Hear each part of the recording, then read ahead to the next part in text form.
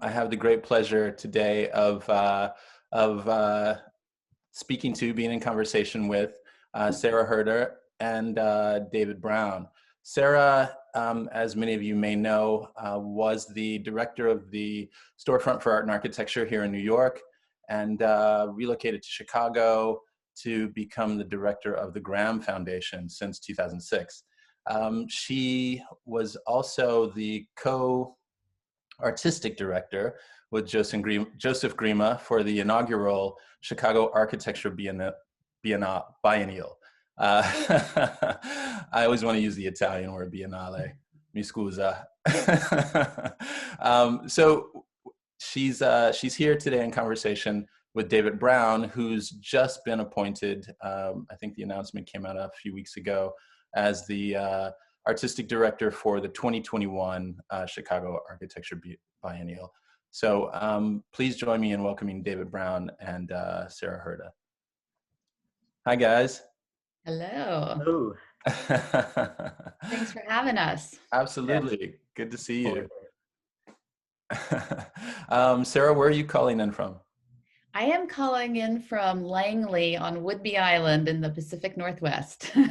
Wow. Wow. So that's an island off the coast of Seattle? Yeah.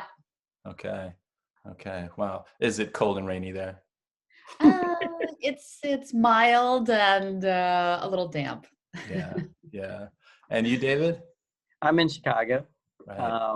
And today it's, as you can maybe see a little bit behind me, it's sunny. And I think it will warm up. We're in an unseasonable November. I think it's been a little bit warmer than I would tend to think. Right.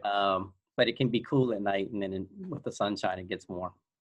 I neglected to mention that David is a professor at the University of Illinois in Chicago, and is artistic director of the Architecture Biennial.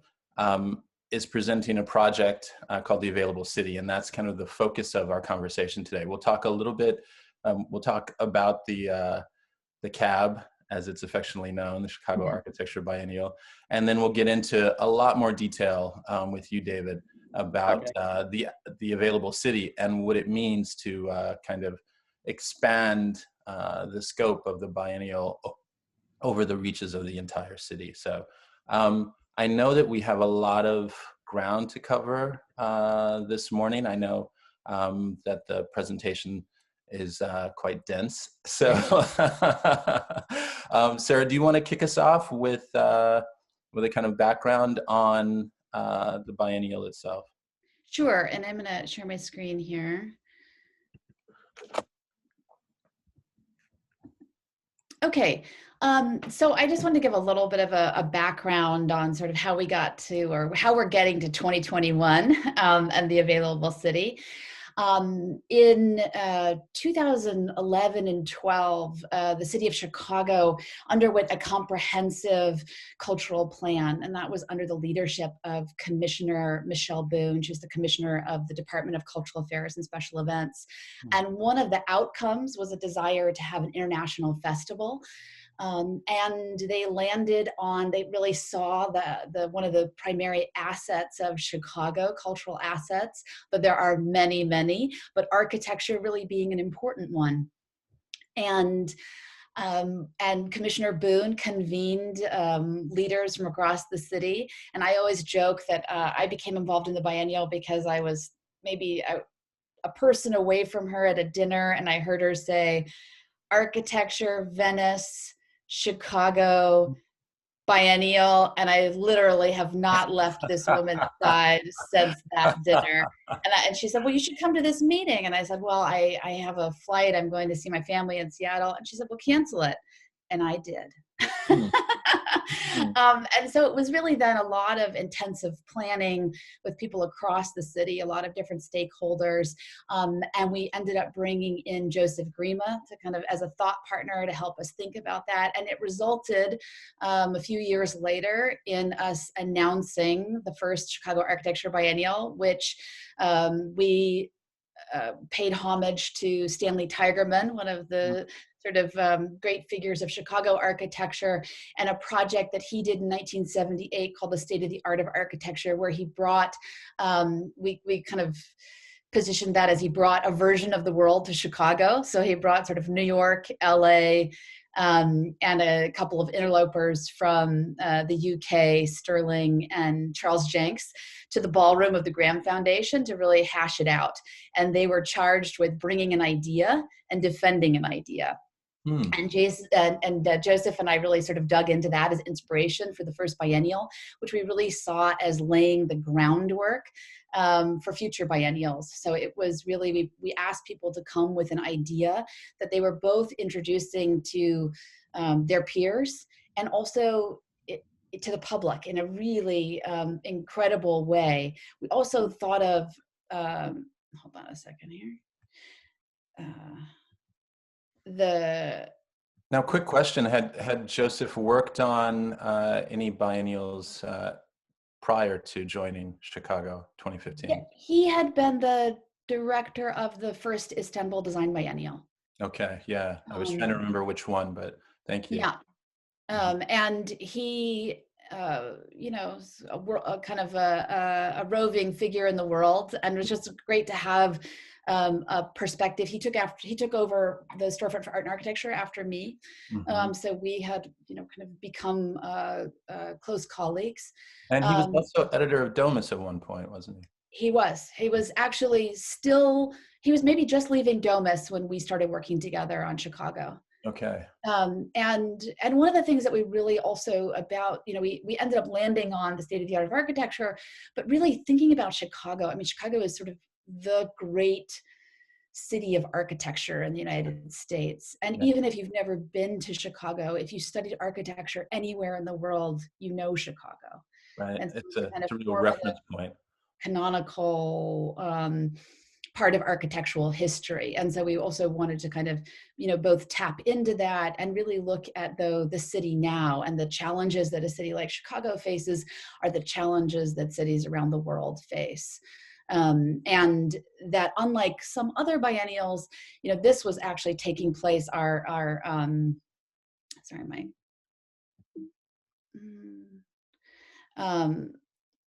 the kind of hub of the biennial was the Chicago Cultural Center, which was the former library. It's right downtown on Michigan Avenue, across the street from Millennium Park.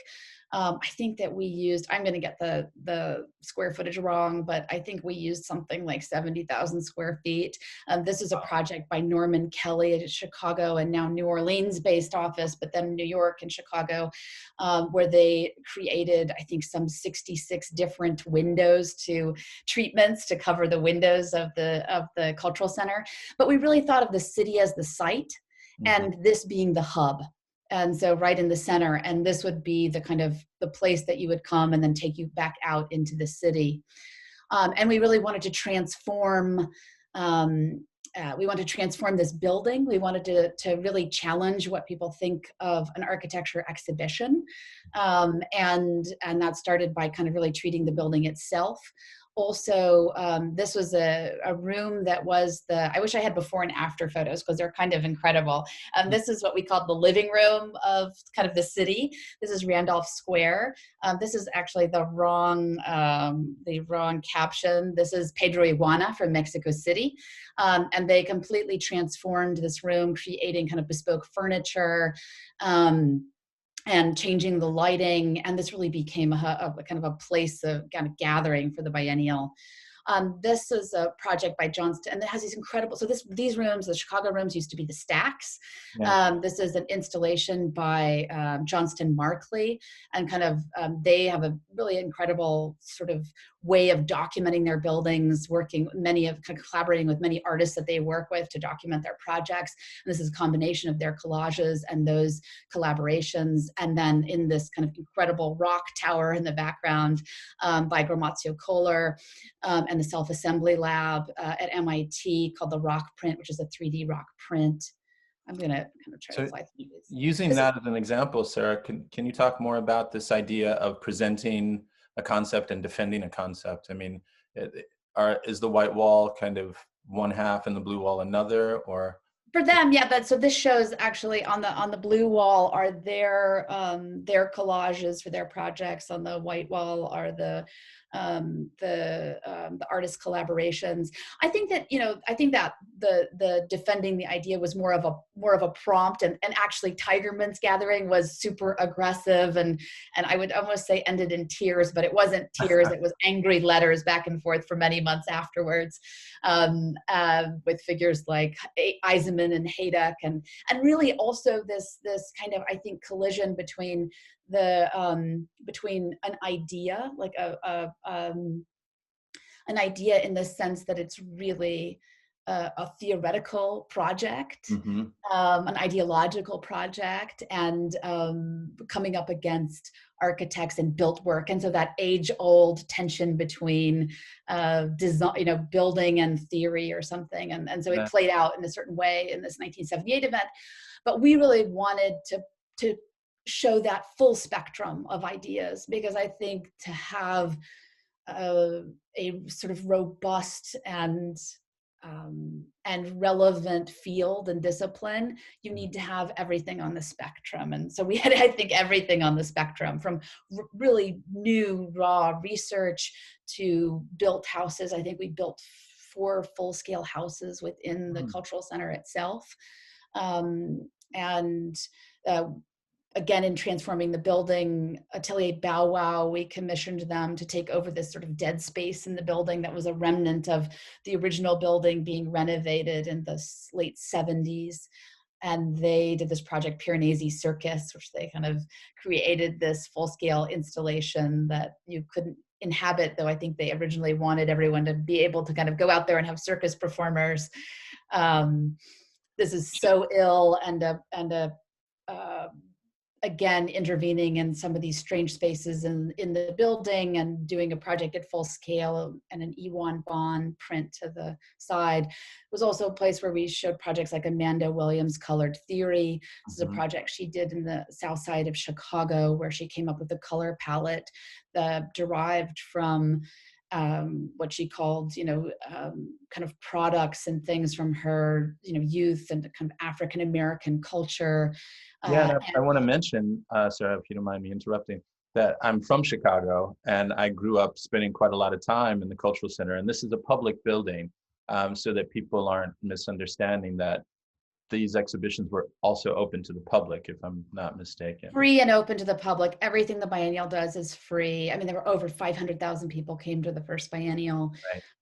And again, and it was both there and in the city. So for instance, for Amanda's project, this is the sort of part of the representation in the cultural center, but she also painted the last house in this series in Inglewood during the biennial. And in the cycle of the biennial, that house was, as many of the houses that she painted, was slated for demolition, and it was demolished during the run of the biennial. She had this incredibly beautiful way of talking about it, that it was a kind of hospice for architecture, a hospice for these homes. Like, care, she would go on without permission and sort of care for these homes, paint them, mow the lawns, and sort of friends and family would come, at 5 o'clock in the morning and take care of these buildings in their last sort of days.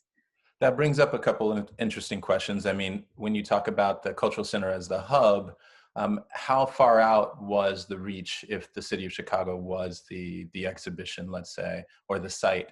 Well, for instance, we did the project with Amanda, which was in Inglewood. Outside of Chicago. Yeah, we also helped launch the public opening of the Stony Island Arts Bank, and we commissioned with them a major installation by the artist Carlos Bunga, which I'll show you a picture of in 1 second.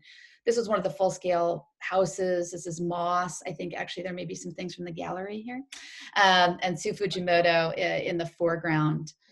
This was a affordable house by Tatiana Bilbao that we did a kind of prototype at full scale. There were other projects. This is one that was at my institutional home, the Graham Foundation, a project by Barbara Caston. This is the installation by Carlos Bunga at the Stony Island Arts Bank. So I think that we started to kind of have these footholds in different parts of the city. but with the idea that I think in future iterations, it could also move out into the city more. We also did this project with Bryony Roberts and the South Shore Drill team. This was a performance, has always been also kind of a through line of the biennial. And this happened in Federal Plaza. Center. Yeah, that happens to be one of my favorite public spaces in the whole city. It's really beautiful. I know, actually, there's another photo of this where you can see the dancers head on, and you just see the Mies post office in the background, which is pretty fantastic. There's a great video of that. I think this might be my last slide for the first biennial, and this is actually, David's project, The Available City, was in the first biennial, and he may talk a little bit about this, but 9 different Chicago-based firms kind of took on the idea and had kind of speculative projects that fit in. I'm going to quickly go through some other, just to give you a sense of where we went from the first one to now. I just wondered, David wanted to comment on this installation. David, is this the first time the Available City was presented as a project to the public? This is actually, it's the second time that it was presented as a project to the public. The first time was in the Venice Architecture Biennale. But to me, the difference is when it was presented in Venice, it was presented in collaboration. So alongside a project by Stanley Tigerman, Urban Lab, and Studio Gang, and this was something organized by Alexander Eisenschmidt. Compared to in the Chicago Architecture Biennial, the project was the basis for 9 other speculations.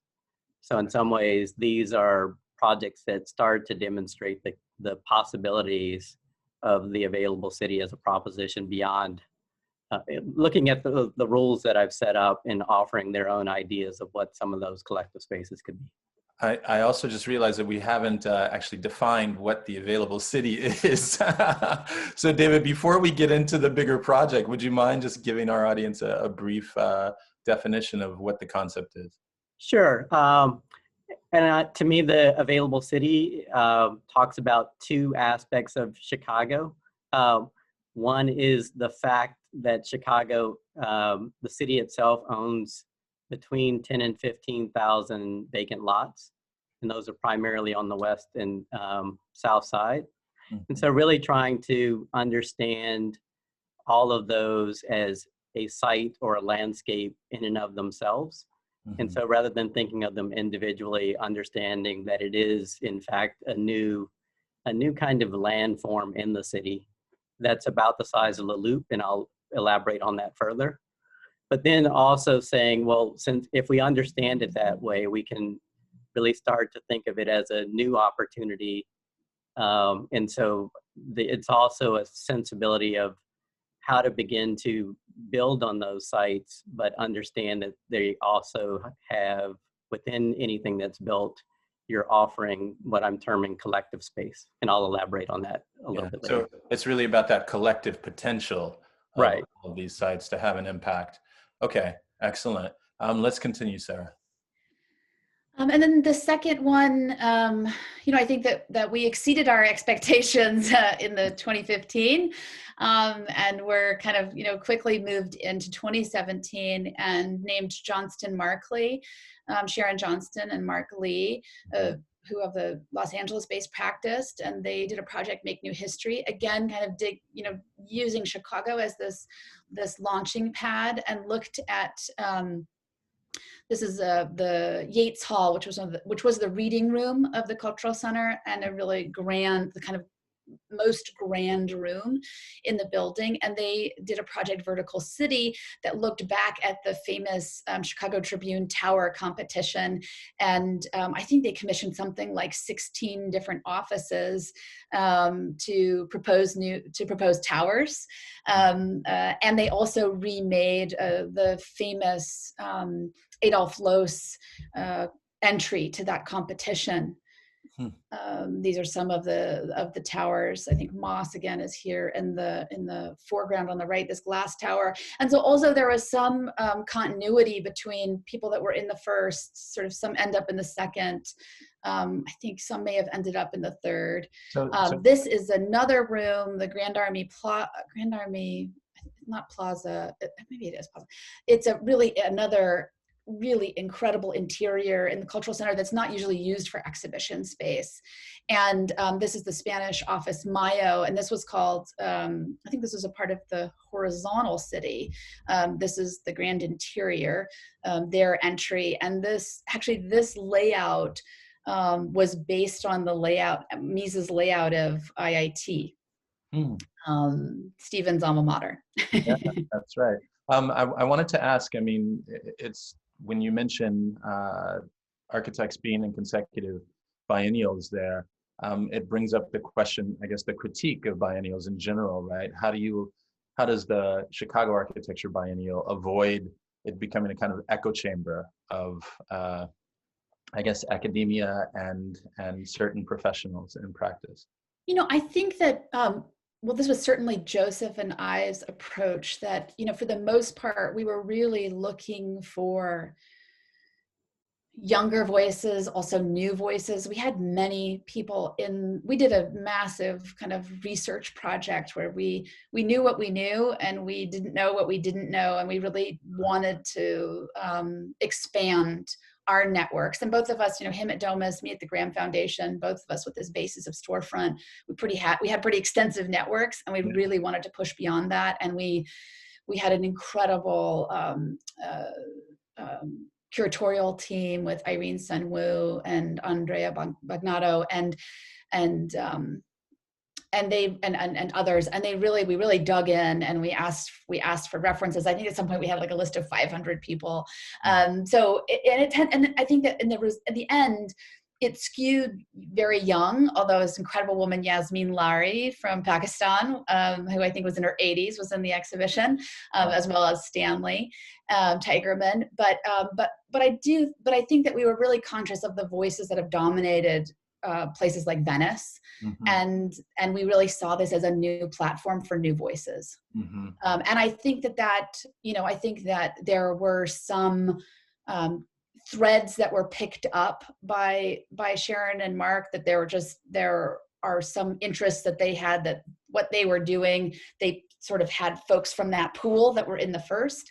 And I think that there are certainly different ideas and trajectories that if not necessarily the same people, the ideas carried over maybe from the first to the third. Yeah. So I think that it still is sort of breaking out, and certainly you're going to see that in the third. It's another completely different sort of cohort and cast of characters from around the world. Progressively becoming wider and broader in its kind of scope. Yeah, and I think that for Joseph and I, we wanted to go broad. So then in future iterations, people could also focus in different areas. So where we laid a field that we had a lot of, you know, you would even say maybe going back to that sort of 78 idea, a lot of opposing ideas. It wasn't a single ideological project. It really was a broad spectrum of people. And I think Mark and Sharon had a different and a more focused idea that they were pursuing. And as did Somi and Sapake and Paolo they had a completely different focus and went into a different direction. So I think that cadence is important too, that it's not always the same thing, that in each one it's sort of questioning the format, questioning the platform, and reimagining it for the ideas that iteration is exploring. That's really what's so exciting about where we're at now, right? Is that we all have this opportunity to kind of question all of the formats and all of the possibilities. And one of the bigger questions that I'd love for you and David to kind of be grappling with as we look at more work is the question of how does a biennial benefit the people of the city that it takes place in? So, you know, when we look at the available city and we're thinking about these communities in the South and West Side, which are mostly minority communities, right? Or underserved, let's say, communities, how does the biennial begin to question the benefit to those people, let's say. So let me just go, let's get no, there. of course, I'll just go through and quickly just show you Crusoe St. John and Thomas Dumond. This is still Make New History. Monadnock going, taking on Burnham's, a version of Burnham's make no plans. And performance again, and this is now, again, they're sort of moving out into the city. This is So Ill, and Anna Pravaki, and this is in the Garfield Park Conservatory. This is Francois Perrin, Air House, also in the Garfield Park Conservatory. And then just quickly to move through the 2019 and other such stories. This is the Gun Violence Memorial Project by Mass Design Group. Sarah, can you speak just a little bit to the selection of Sipake and her team, in the 2019 as artistic directors in the 2019 CAB? So we have I'm also, so since being the artistic director, I'm also, I've served as a board member ever since, and we have a kind of committee on the board where we get together with the previous artistic directors to really sort of think about where to go next, and have actually even, just a number of people that we're thinking about for potential artistic directors. And so it's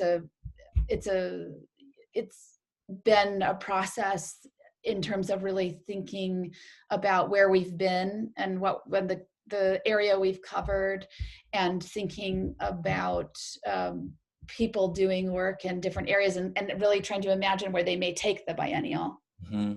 But 2019 is the first time you're reaching outside of Chicago, outside of America, really. Yeah. Well, actually, so Somi is in Chicago, but clearly has, worked all over the place. And then she assembled the team with Sipake and Paolo, and created, kind of, they were, on South America, they were kind of everywhere, that some people were based, and then their networks. So I think that that's something, they've all sort of had a bit of a foothold, each one in Chicago, but really thinking about one foot in Chicago, 1 foot in the world, and how to assemble a kind of a team and a conversation about that, because it really is something that is for the city and for the world and for the field. And there are a lot of different audiences that I think we're trying to connect with. Sure. So here was Mass Design Group. Yeah, that was Mass Design Group. This is a project by Maria Gaspar, who's a Chicago-based artist. And then another important aspect of the biennial have been collaborations. This is a project that was made in collaboration with the National Public Housing Museum in Chicago. This was another where, the last biennial and other such stories, they had a whole venue, which was one of the formerly closed schools. This is in Bronzeville, over the Overton School, which was a hub for the last biennial. And this is a project that was back at Garfield Park Conservatory and done in collaboration with the Danish Arts Foundation. So similar in a way to Venice, they commissioned a project, not unlike a pavilion, but they commissioned a project, and we've just entered into a collaboration with them for the next biennial. For the Available City, the launching pad. I'm going to stop sharing now. Okay. But I think that then, in really thinking about, even before the pandemic, we were really, the board of the biennial and the incredible team we have there, we're really thinking about how to reimagine what a biennial organization is. And so we were already making plans to kind of launch a year-round organization. I think the pandemic sort of accelerated that. But we're also really thinking about ways to, as I think that you started to talk about, like, how does a project like the biennial benefit a city? And one of the things I think I'm a real believer in supporting ideas And I think making ideas public, and for me, the biennial has been one of the most public platforms for making ideas that are often maybe really only either legible or accessible in the discipline or in the field, but putting those really in a space for the public to interact with them. But then also this idea that, especially with David's project, and what really gave us confidence to move forward with the 21 biennial, because I know a lot of organizations like ours have been in a difficult situation where they've had to think about whether or not they need to postpone. The thing about the Available City and David's project is that it's been in development for such a long time. This isn't something that he's invited and then like, okay, I need to get this all together now. Is that it's really, that it's also a project that we've helped incubate in some ways. And so it's like following the trajectory or the life of this idea. Well, And can you speak to that, Sarah? Tell us about like how the project how you first encountered the project at the Graham Foundation. Well, I mean, yeah, my very first encounter was actually through supporting the project and probably seeing it in 2010, supporting it in 2011 as a research project. And then following, it going to Venice, coming back to Chicago. And then we selected David, and he worked with Iker Gill to put it into the first biennial. And that was a kind of another iteration of it. And then, and David will talk about this, but then has also, I think with the last biennial, ran workshops related to it. So we've also seen it evolve as an idea, and thinking about that move from it something being like a theoretical proposition to these different developments of an idea, and maybe getting to the point where you can start to implement to scale in some way. And I think that that's also what's really exciting about this project, is that it also, David has taken it to a point where it is now really taking hold and working, very closely with community stakeholders, and bringing stakeholders and designers together to reimagine these spaces. And hopefully we can now, I think that our goal is to come together and move it even to the sort of next iteration. And with that, I hand it over to David. Thank you so much. That was kind of whirlwind through the past three biennials to arrive at 2021, which, just to remind everyone, is next year. We're talking about this almost a year in advance, and I think it's so exciting that the biennial becomes a kind of incubator for this longer term, really kind of deep-reaching, ambitious project, the Available City. So, David, please, we'd love to hear more about it. Okay, I'm going to share screen, and in some ways, I think, Stephen, feel free to interject in terms of. I know I do have a lot of images. Some of them will go by quickly because I will say some of them are types of sequences, and I will try to address, I think, some of the questions in terms of. Showing a little bit more. Anything today, what I'm going to cover is more just the underlying ideas. Some of what's in there in terms of Venice and from the Chicago Architecture Biennial will show up, but I'm going to look to move through to where the project is now. Okay. But also just trying to, I think, address some of the larger issues. I will say at the front end, I realized as Sarah was talking, I think in this biennial, I am both presenting and defending an idea, and defending the idea by hopefully elaborating on it and demonstrating it with the participation of others. So, and it is a project that I would say requires participation of others, because I am trying to talk about over 10,000 things. But it's also a site where I think it's impossible for any one individual to really add any further information beyond kind of maybe what are the relationships that one could consider in encountering those 10,000 things. So maybe what's that? Maybe that's a great place to start. The question of 10,000 things and how you first developed the idea or came into contact with that data or that information, because I don't understand how that's really readily available. So I'm sure there was a little bit of digging to kind of Yeah, it's arrive actually, at this number of lots.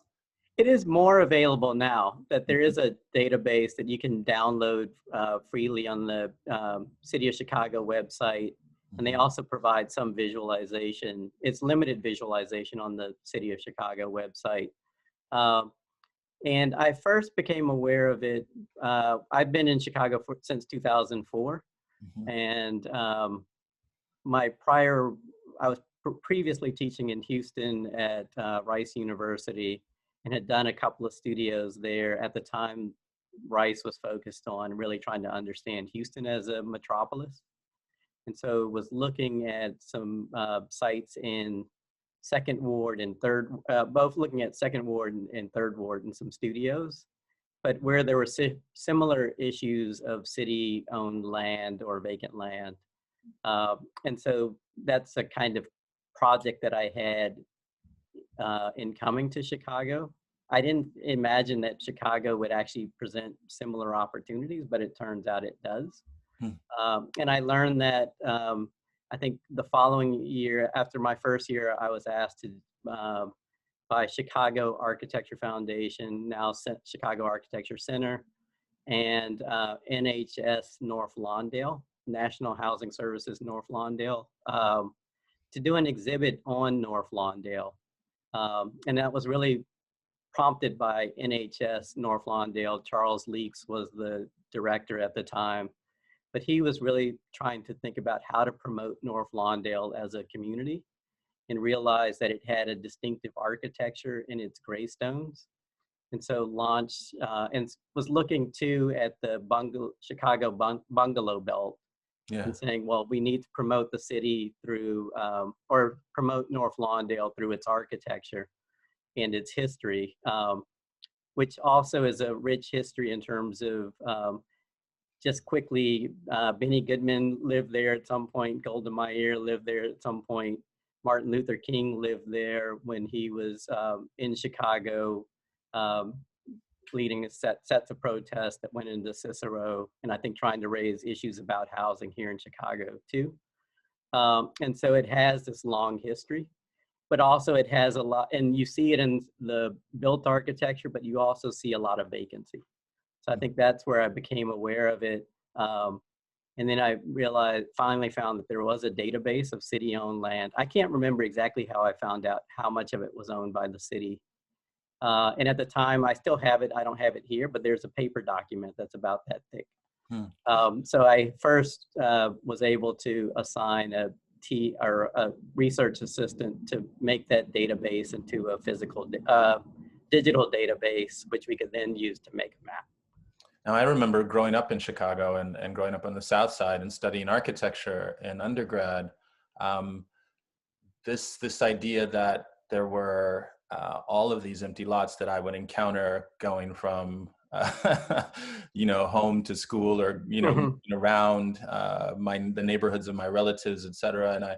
And finally I remember asking about that, and from what I understood, the 1968 assassination of Martin Luther King led to quite a number of riots and a lot of protests, etc., and many neighborhoods were burned and completely damaged. A lot of empty lots were produced during that moment in time. And I wonder, what aspect of that history did you encounter in your research? To me, I think it's true, but I'll say it's true to a degree. So, and yes, in a way, I think Chicago is known for another riot in '68 that's more about the Democratic Convention, but across the nation in '68, there were riots after King's assassination. And I think in North Lawndale, especially since he had lived in that area, and I think in Garfield, in particular, there were riots and a lot of buildings were burned, and I think on the South Side as well.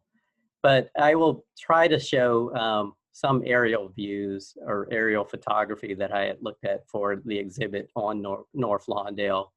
And I found that actually a lot of the vacancy occurs more in the 80s and 90s, but you start to see it already post '68. Mhm. And then I think it's principally along the commercial corridors, but then it slowly starts to impact the neighborhoods themselves over time. In terms of the commercial corridors, to this day, still haven't really recovered. Mhm. Um, and so you also had the decline of businesses and industries that a lot of residents were dependent on for jobs. And so the housing stock itself has seen some deterioration. And so also seeing vacancy over time, principally occurring more in the 80s and 90s. So I'll get to that. I'll try to get to that quickly, and I'll go through these fairly quickly too. This is, I think everybody's maybe had time to look at it and puzzle over it, but it's really just the basic principle that if you have a abandoned vacant lot, this was through a study done in Philadelphia, that it negatively impacts the 8 properties surrounding it. Mm. And so then as I was thinking about it, I was going, well, if you put a building back in there, if you put a house back in there in this case, it's not that you've made it, if that's a negative condition, you've really returned it to being a neutral condition. Mhm. And then I was wondering, well, if you put something, can you put something else in that lot that all of a sudden makes it a positive condition in terms of giving the neighborhood new opportunities that it might not have had before. Mm. So And the then, question mark, I guess, implies something unpredictable. yeah, what could that be Right. is Right. really the question mark there. Mm. And then the relationships that I look at within the available city, think about from and this is the hypothesis. In practice, I'm realizing I don't necessarily need to think about the quantities of lots in exactly this manner. Mhm. But really the idea that there could be surfaces, and that would be collective spaces developed by community organizations, in that they can really use city-owned land exclusively, compared to you could also have private development that would use combinations of city-owned land and public land. And in using some city-owned land, there's a kind of almost a kind of easement that's embedded, Mm. that's a guarantee of collective space within that building or within the property. And the higher you might go with your building, the quantity of collective space would increase, and the demands of or requirements for collective space is both a percentage of how many city lots you were using and how high you want it to go. When we talk about city lot in Chicago, we're talking about square footage of something like 25 feet by 125 feet. Is that Yes, correct? that's correct. As just the standard lot, there can be some variation, but that's really generally what how the city's comprised. And so this is just showing that these are the 6 blocks on the right. So the dark blue is always a city lot compared to light blue is something that seemingly was private. And this is just showing that within 6 blocks, this is from somewhere on the south side. I'd have to trace back exactly where at this point, because it's been, I started this project in 2008. I think the maps were finally generated in 2010. And then with the Graham Foundation support, really could begin to have some assistance to further map things and start to generate ideas more in terms of different massings. But this is just showing that given that prior set of rules, that all of a sudden, what is that, more than 10 lots, 15 lots, had actually a variety of ways in which it might be realized as buildings and or surfaces with collective space. Yeah, to further clarify, I mean, when we talk about 10,000 to 15,000 empty city lots, these diagrams also clearly show that there's quite a number of empty private lots as well, right? Yes, that's correct. Yeah, what number are we looking at in terms of private empty lots? There's no accurate count. And so that's the benefit of having student assistants, that as they were mapping so we ran the city information through GIS, graphical information system. Mm-hmm. And that put a dot at locations on a map. And then we transferred that into a map where you could actually draw rectangles and lots. But they had to go back to the database to compare whether or not it was 3,125 square feet or larger to begin to identify, was it truly just one lot or was it possibly multiple lots? Mm. And then from that extrapolate that if there wasn't any data and the land was vacant, that's privately held. Mm-hmm. But we were able to identify what you see here is that if you consider the aggregate of 15,025 by 125 lots, you get something that's about the size of the Loop or Chicago's downtown core. So that's that dark blue mass with the orange or reddish outline or profile. And that the private land seemingly was just about the same quantity. And so you're really talking about a project that's impacting a land area that's twice the size of the Loop. But as you can see here, it's kind of confetti dispersed across the principally 18 communities in the south and west sides. Can we stay on this image for just a second? Because Sure. I mean, this is quite extraordinary, right? It almost makes you wonder how the city can function, right? How it can function. And you speak to the number of, let's say, the area that's impacted, but think about the number of lives that are impacted. Right, exactly. I mean, when we look at whole neighborhoods that have such an extraordinary amount of vacant property, right? And so these are, I mean, it goes without saying, these are communities that have been systemically disinvested and are, you know, clearly underserved, right, in terms Yes. of what we consider to be the core services of a city or a community, right? So I'm curious to know, and I guess we'll get into this, but you know, what's missing? What programmatically are we looking to kind of put back in, and then what's the dialogue with the community around doing that? So Okay, yeah, and I can say that quickly at the right now, and then I'll show it and reiterate it as I go back through images.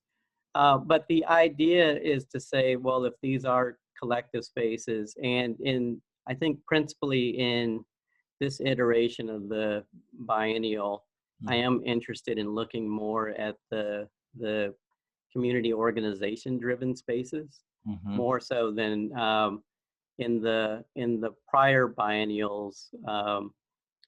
That aspect has been shown, but it's really concentrated more on the larger scale massings in terms of the potential of combinations of private and city. But in a way, the working relationships, as you'll see, there's the idea that the available city could unfold as only 15,000 city-owned lots. And you all of a sudden get a collective space network that's driven by community organizations that is the size of the Loop.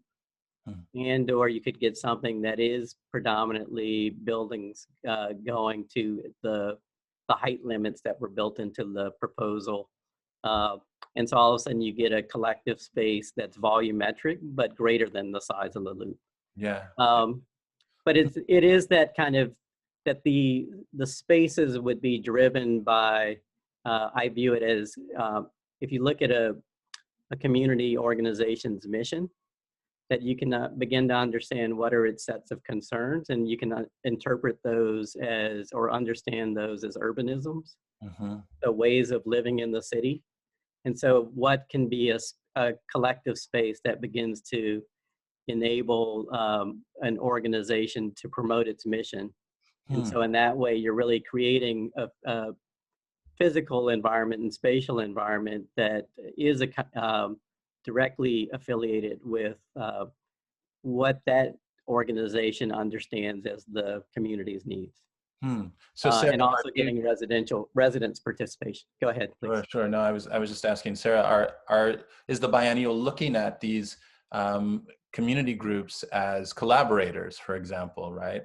Because obviously the concept doesn't seem to work without them. So I'm really Absolutely. And I think so it's really also, we've had over 100 collaborating organizations in previous biennials, but they've really been organizations that produce public programs. And some have been actually, really in all parts of the city. But this, I think, will enable us to make really new and meaningful and different kinds of relationships. I also think I just want to quickly mention a really important alignment with what Mayor Lori Lightfoot and her administration is in how she's thinking about the city. An initiative called Invest Southwest, which is like really looking at predominantly those two kind of where those two concentrations are. And right now they have an initiative to focus the first phase on 10 communities. And also the Department of Planning and Development under the leadership of Commissioner Maurice Cox, looking at developing a new plan for the city. So we're also thinking about how the work that David is doing and putting forth also kind of aligns with things that are, movement and focus in the city. Yeah. So that gets right to the heart of my earlier question about how is it going to affect the people themselves.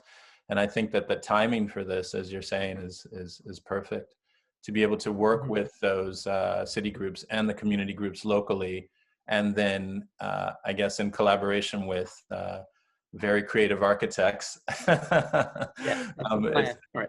Yeah, I'm looking forward to seeing how it evolves. So yes, I will go through some of this quickly and we can pick up on that, or we can talk about it as we go. But in a way, this shows that I know this is a small image, but the idea that one could start by having community organizations introduce spaces on city-owned land, and then that over time could lead to either, as you see in the larger image, these larger buildings mixed with some of those city collective spaces by community organizations, or as you see in the inset image, that you could get this landscape of collective spaces implemented by organizations. These weren't done in thinking about particular organizations. It's just myself and student assistants helping to think about what might be programmatic ideas and how they would manifest, just to demonstrate the principle. Can you explain some of the programmatic ideas and the kind of color coding there? The color coding is just to make is to help create a little bit more variety. But there are, I'll show some programmatic ideas in a moment. But in a sense, we were looking at the idea that some of these might be hardscapes, softscapes compared to small buildings. So in this image, you see some small buildings. This orange element that's kind of in the middle of the image is also the idea that you might just do something to kind of infill, like if those two residential buildings, if everybody was saying they didn't really want any kind of activity in that space. In this case, we're picking up on the idea that the city often puts bollards at the perimeter so that people can't drive cars onto them or leave trash. So we made a kind of set of poles with a bunch of birdhouses on them. So, and then a little bit more of a market that's directly below that, and then some other explorations here.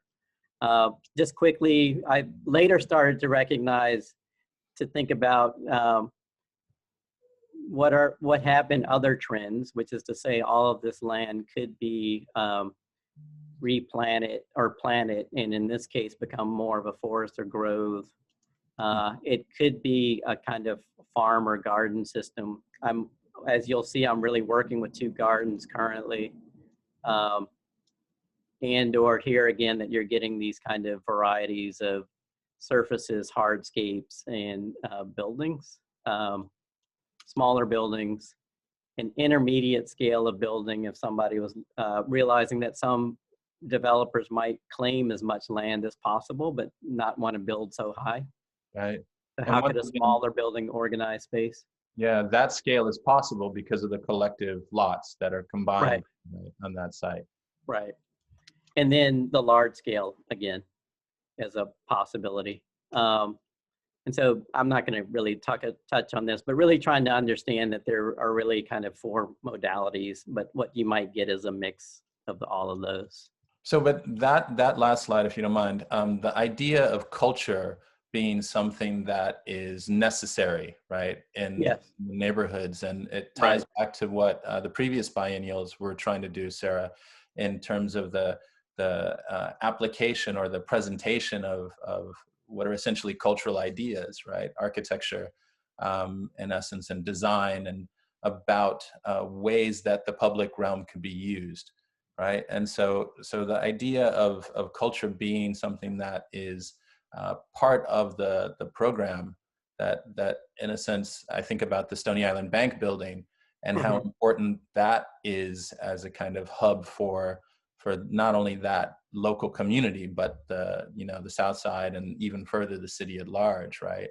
So I'm really curious in terms of the programs that you imagine. How much of that and how much of there is a dialogue around the idea of like generating cultural facilities in the community, and how do you decide, right? What is the dialogue with the community itself? Yeah, so in this, and I'll go through quickly, but the two organizations I'm working with are currently are two, so this is really what we're focusing on in this biennial, the kind of community organization space. Mm-hmm. And so initially I was saying these could be cultural, commercial, or leisure. And then starting to realize, oops, that's the one I want this, that you can also think about production, entertainment, culture, recreation, education, leisure, and economic as a kind of fuller suite, and still how that manifests itself within community organizations and within small scale spaces. But the two gardens, what they had come up with as types of needs, one was wanting a little bit more of a pavilion in the center, and one was wanting a little bit more of a fence in the along the perimeter. The fence along the perimeter is more from the standpoint of both are permaculture gardens, and so are slated or designed so that they need tending, but not a lot of tending. And in the summer, they can start to look quite wild. And so that garden, if anything, neighbors or residents are apprehensive about going into it. And then at the same time, in the winter, it goes dormant, and so it looks vacant again. I'm just showing these as kind of detail zoom so you can see a little bit the combos of the conditions. So David, the garden is one example of what could happen in one of these lots, but then I guess when we think about the biennial and how it will be developed, a couple of questions. How many lots are you looking to engage? And maybe we don't know yet, right? Maybe this is still something. Yeah, we don't know yet, but I think we're, through the Danish Arts Foundation, they're arranging a competition that would lead to a Danish architect and design team contributing a collective space. What we're asking for in that competition is both a design idea and a statement of how they would begin to work with a community. And so it's really those two criteria that begin to be the basis for thinking about what's a good fit, both what's the design sensibility and I think the communication sensibility. And are there other ways that architects and designers can participate? Yeah, so we're working on that a little bit more, I think, in terms of, and so that will lead to a space getting built, and it will probably be in North Lawndale. I've been looking at North Lawndale in relationship to this project because of my past relationship and knowledge with the community and still having connections there. So since 2015, I've really been working with community groups there and participating in a lot of community organization meetings and working both in support of efforts outside the available city, but also trying to work with initiatives for the available city. Right. And so in that one, I am conscious of, so these are really pinups relative to the two gardens, as Sarah was talking about last year. I was able to, after working with them for several years, identify that we could do workshops. And so at that moment, through the biennial, and at that moment, begin to select designers. They are colleagues, but really selecting designers that I thought were appropriate fits relative to what each organization was talking about.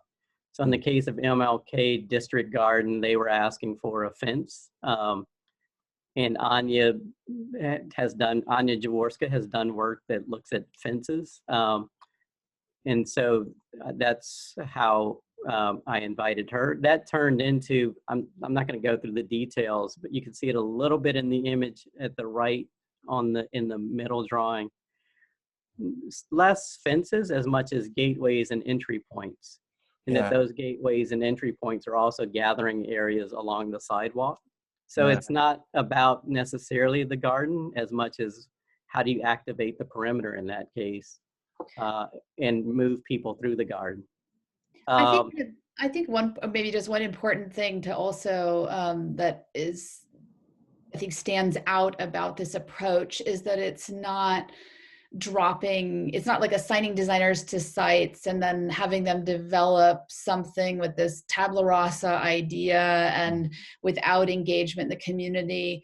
That it really has, for David, has also started, like it starts with the stakeholders, the community organization, the residents, and figuring out what the needs and desires and possibilities are there, and then making the relationship with a designer. So it really is, I think, community and designers as peers, opposed to what often happens is that there's this idea, oh, this is for you. Here it is. And then buy-in is that it's really generated, the designs are generated out of this collaboration, communication, and exploration between, community and designers. And it sounds like this participatory process has already begun, right? I mean, you've been working on this for several years now, so that you've already got the groundwork for several projects to kind of be initiated, and you've already selected designers. David, not to cut you off, but we are running out of time. And I think quickly, the short answer to your question is, so the gardens are when I introduced the idea in North Lawndale, it's these two garden groups that said they were interested. With the Danish Arts Foundation, I am conscious of wanting it to be not, that there's potential for a project that isn't related to a garden. And so there is a organization that is looking to start a bike repair facility as part of a training network or employment network and training network. And so they're a potential, I'm in conversation with them about potentially being the collaborators with the Danish Arts Foundation in terms of, they have currently a shipping container on vacant land, but really starting to think about what might be a collective space that's conditioned by the fact that they are this kind of bike repair facility, but how that also might be an attraction point for bicyclists and other types of recreational vehicles, like skateboards, etc. I'm making this up as I go along. I mean, I feel like we're only just condition the space. And the same that there was a hard surface play lot that I run a competition, or not a competition, a set of workshops for. That's a possibility as well, in terms of that play lot is currently just a basketball court, but it has enough space to accommodate a lot of other things. So if you really talk about making that something that would engage a lot of residents, how do you begin to, through workshops? And I'm just going to go through these. So there's a lot of workshops, and the idea is that it's more than one workshop, that it happens over time, and even within a digital context as well. And this was just an exercise that I gave some students to begin to try to think about different collective spaces. So I think that's maybe a good stopping point to show a little bit of trying to prompt their imagination. Yeah. But I think we are interested in the biennial in working with the existing partners, some of the other potential partnerships that I'm able to identify in North Lawndale, but also trying to reach out to other organizations in the west and south sides, and start to see if, and talking about the project and talking about the biennial, are they interested in potentially pursuing something that could be potentially constructed as a type of demonstration. Some might be more temporary, some hopefully would be more permanent. More long-term. In terms of how they impact the community, and that based on community desirability, not just dropping something in. Yeah, of course. And then potentially just seeding other, so I've been in conversation with 2 organizations for 5 years, and hopefully we can get something implemented. The same, this biennial might initiate conversations that would lead to something implemented in the next biennial or the biennial after that, or just in its own time. I feel like we're only just scratching the surface of the possibilities of the project. And I wish I had another hour to continue to talk to you guys about it. I'd love to keep this dialogue going. But I wanted to try to take questions from anyone out there that's listening. I, of course, have a lot more questions. And I'm just kind of looking here at the chat. We have one question that's popped up. Let's see. Well, another here. Let me just hold on a second, guys. I have to try to collect this. No worries. Okay, so we have one short question from Malika Leeper. Malika, are you there? Would you like to ask your question directly? So I'll ask the question. Oh, okay. I was just waiting to be unmuted, but thank you both for your presentation. And I really think that culture as a strategy for revitalizing communities is the way to go. And I'm curious to know, in terms of your participation with people or organizations, groups in the communities, what has that participation looked like, and how do you intend on keeping those connections over the years and over time? Yeah, I guess I'll answer that twofold. I think it's, as I was saying, it's a huge project in terms of the idea that there could be more than 10,000 sites. And so the ambition in North Lawndale is having developed partners, also just trying to participate in what's happening out in North Lawndale relative to other projects too. So I consulted with a group that's really, the lead is Lincoln Park Zoo, but renovating a miniature golf course, but with designs by students in North Lawndale. I'm also participating in a group called Under the Grid, which is initiated by a resident in terms of thinking about what's the possibility of the spaces underneath the pink line. So it's like things like the High Line or the 606 here in the Chicago, but to me its difference is the underneath space, and so it still is part of the street system, not a kind of bypass. And so I still view it as where it has a consistency with the available city for me is that it's 15 blocks, and each block could be different, even as it's one connective thing. And so I've helped organize a large charrette for that was really a kind of neighborhood-wide and, from an architecture standpoint, citywide event, trying to really go ahead and develop ideas for all 15 blocks of it. And that's really the first iteration, and understanding that, to me, the ideas are enriched if they develop in time. And I think even the projects that that I was showing kind of quickly, to me, once those are, the idea is if those are built, residents begin to have opportunities to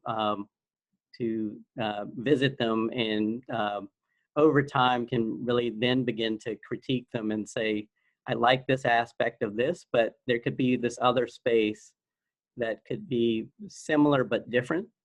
And so to me, it's also thinking about how space is built begin to be generative of residents beginning to think about other possibilities. And so having opportunities to participate in workshops, work with designers, and really think more about what's the capability of design and what's the capability of thinking imaginatively about collective space. So I do think of it as an ongoing thing. I think that the importance of the community partners, and there really is also this important aspect of stewardship, that these spaces are, you know, developed with people, for people, and that the people that will go on to use and steward these spaces, is that you need those kinds of, even you know, that maybe you're making smaller infrastructural support to kind of support the life of these spaces, that is really community based and not relying on some other external force, or, you know, that if you just walk away from a space, what happens to it? And the point is, there are people there, this is, you know, meant to be something generative within a community, and developed with community, and that stewardship is a really essential aspect of that. And I would add, I think thinking about it as, this goes back to the advantages of thinking about all 10,000 plus as a site, that rather than it being that there's one organization that implements something and then they really have maybe a connection to the particular designer that helped them create it, that they're really part of a larger system. And so really beginning to think through what's the communication with that larger system. And so gaining sensibilities about stewardship and gaining, I think, access to how do you support the thing over time, especially as potentially we involve international designers that might be involved in its construction, but maybe also needing local architects and designers that assist with how is the thing maintained over time. David, would you mind stopping your screen share for a minute, and we can? Yes, no worries. So I think that's probably all we have time for. We do have one last really big question, which has to do with, I don't know, the capitalist pressures and kind of the economics of what you're trying to do. But I think we'll have to leave it there. I wanted to say thank you to David and Sarah for joining me this morning and sharing all of these very exciting ideas for the next Chicago Architecture Biennial, the available city. So thank you so much, Sarah and David. Thank you. It's been fun. Yeah. And we can redo this in about, you know, I don't know, 11 months or something, and we'll see what happened. I'd love to have you back and see how this is developed. I will say quickly, on Tuesday, there is going to be a presentation of the community organizations and the designs that the designers are coming up with. So you can look on the biennial website, I think, and find it. Chicago Architecture Biennial, join us. Okay, for sure. Is there a link that you guys want to share in the chat?